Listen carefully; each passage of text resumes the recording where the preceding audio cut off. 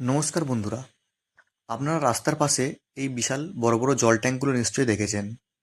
কিন্তু কখনো কি ভেবে দেখেছেন এই ট্যাঙ্কের ভিতরে আসলে কি থাকে? কিভাবে গ্রামের বাড়িতে বাড়িতে জল গিয়ে পৌঁছায়? আজ আমি আপনাদের দেখাবো পিএইচই বা জল জীবন মিশনের পুরো ওয়াটার সাপ্লাই সিস্টেম, একদম সহজ ভাষায়। তো বন্ধুরা, এখন আমরা দাঁড়িয়ে আছি পাম্প হাউসের সামনে। তো এখান থেকেই মূলত জল তোলার কাজ শুরু হয়।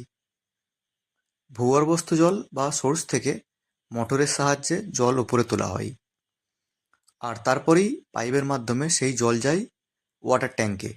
আর এই যে বড় ট্যাঙ্কটা দেখছেন পিছনে, এটাকে বলা হয় ওভারহেড রিজার্ভার বা ওএইচআর।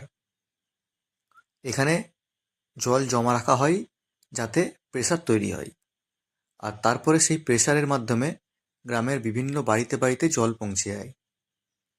আর এই ট্যাঙ্কটা যত উঁচু হবে, জলের প্রেসারটাও তত ভালো হবে। তো অনেকেই ভাবেন এই ট্যাঙ্কের ভেতর শুধু ফাঁকা জায়গা থাকে, কিন্তু আসল সত্যিটা হলো এখানে থাকে হাজার হাজার লিটার জল, এবং সাথে থাকে inlet pipe, outlet pipe, overflow system, valve system, যেগুলোর মাধ্যমে পুরো জল সরবরাহ করা হয় চারিদিকে। ট্যাঙ্ক থেকে পাইপলাইনের মাধ্যমে জল বিভিন্ন এলাকায় পাঠানো হয়, তারপরে মেল লাইন থেকে কানেকশন যায় বাড়িতে বাড়িতে।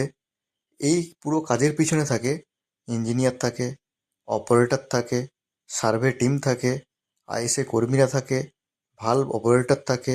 কিন্তু বাস্তবে এই কাজগুলো করতে অনেক পরিশ্রম করতে হয়। প্রচণ্ড রোদ, অনেক দূরে গ্রাম থাকে, পাইপ লাইনের অনেক সমস্যা থাকে, সব সামলে কাজ করতে হয়।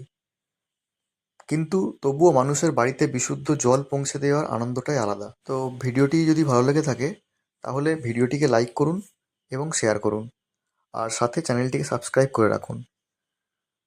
আর কমেন্ট করে জানান আপনাদের এলাকায় জল জীবন মিশনের কাজ কেমন চলছে।